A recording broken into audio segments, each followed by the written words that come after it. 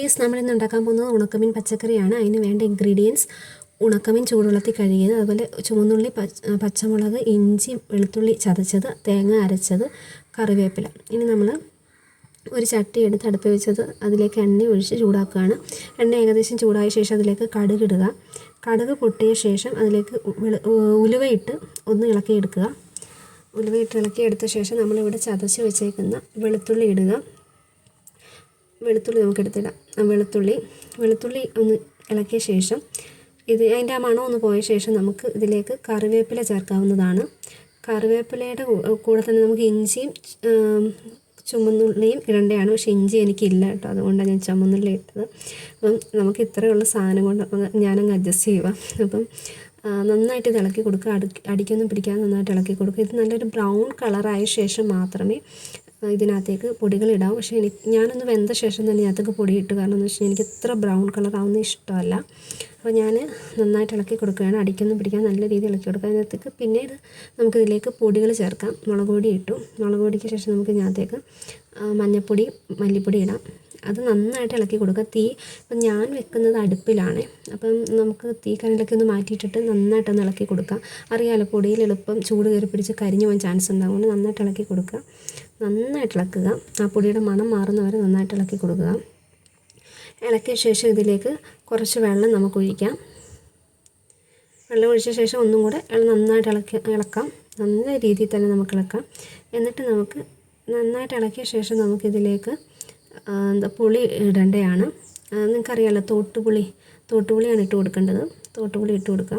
എന്നിട്ട് കുറച്ച് വെള്ളം ആവശ്യമാണെങ്കിൽ കുറച്ച് വെള്ളവും കൂടെ, അതായത് പുളി മുങ്ങി നിൽക്കണേ, വെള്ളവും കൂടെ ഒഴിച്ചു കൊടുക്കാം.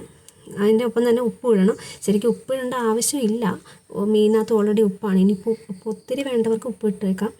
എൻ്റെ വീട്ടിൽ ഒരുപാട് ഉപ്പ് വേണം കേട്ടോ, അതുകൊണ്ട് അത്ര ഉപ്പ് ഇട്ടത്. ഇനി വെള്ളം ഒഴിച്ചു കൊടുക്കാം. വെള്ളം ഒഴിച്ചു കൊടുത്ത ശേഷം നമുക്ക് ഇതൊന്ന് അടച്ച് വെച്ച് നമുക്ക് വേവിക്കാം. അപ്പോൾ നമുക്കിതൊന്ന് അടച്ച് വെക്കാം. അപ്പോൾ ഇത് ജസ്റ്റ് നല്ല ഇൻഗ്രീഡിയൻസൊക്കെ നന്നായിട്ട് വെന്തു. അതോടൊപ്പം തന്നെ ഇതിലേക്ക് തിളച്ച് പോകുന്ന ആ ഒരു സമയത്ത് നമുക്കിതിലേക്ക് ഉണക്കമീൻ എടുത്ത് കൊടുക്കാം. ഞാനിവിടെ എടുത്തേക്കുന്ന ഉണക്കമീൻ എന്ന് വെച്ച് കഴിഞ്ഞാൽ മത്തിയുടെ ഉണക്കലാണ്. ഏത് മീൻ വെച്ചിട്ടാണെങ്കിലും നമുക്കിത് ചെയ്യാം. പച്ചമീനിലാണെങ്കിലും നമുക്കിങ്ങനെ ചെയ്യാം. ഓക്കെ, അപ്പോൾ ഈ ഉണക്കമീനൊക്കെ അങ്ങ് പെട്ടെന്ന് വേവുമല്ലോ. അപ്പം ഇപ്പോൾ തന്നെ അത് ഒരു 10-15 മിനിറ്റ് നിന്നാൽ മതി. അപ്പോൾ അത് വെന്ത് കിട്ടും. നമുക്കൊന്ന് അടച്ച് വെച്ചേക്കാം. അപ്പോൾ ഒന്ന് ജസ്റ്റ് ഒന്നിങ്ങനെ തവിയിട്ട് ഇളക്കിയിട്ട് നമുക്ക് അടച്ച് വെക്കാം.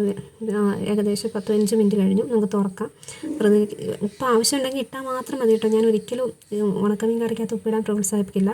അപ്പോൾ ഇത് വെന്ത് കഴിഞ്ഞ ശേഷം, അതായത് മീനും ചേരുവകളെല്ലാം വെന്ത ശേഷം മാത്രം തേങ്ങ ഇടുക. അതായത് അവസാന സമയം തേങ്ങയിട്ട്, തേങ്ങ നന്നായി ഒന്ന് ചൂടായ ശേഷം നമുക്ക് മാറ്റാം. അതായത് തേങ്ങ ഇട്ട ശേഷം തേങ്ങ തിളയ്ക്കാൻ പാടില്ല, അത് ചൂടാകുക മാത്രമേ ചെയ്യാവൂ.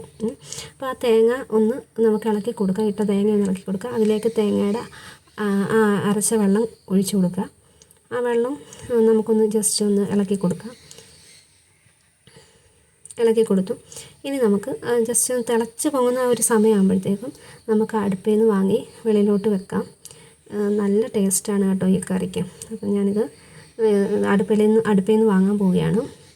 അടുപ്പിൽ നിന്ന് നമുക്കിത് വാങ്ങിയ ശേഷം ഇതിലേക്ക് ഒരു നുള്ള് വെളിച്ചെണ്ണ ഒഴിച്ചിട്ട് ഇത് നമുക്ക് വീണ്ടും ഒരു മണിക്കൂർ അടച്ച് വെക്കാം.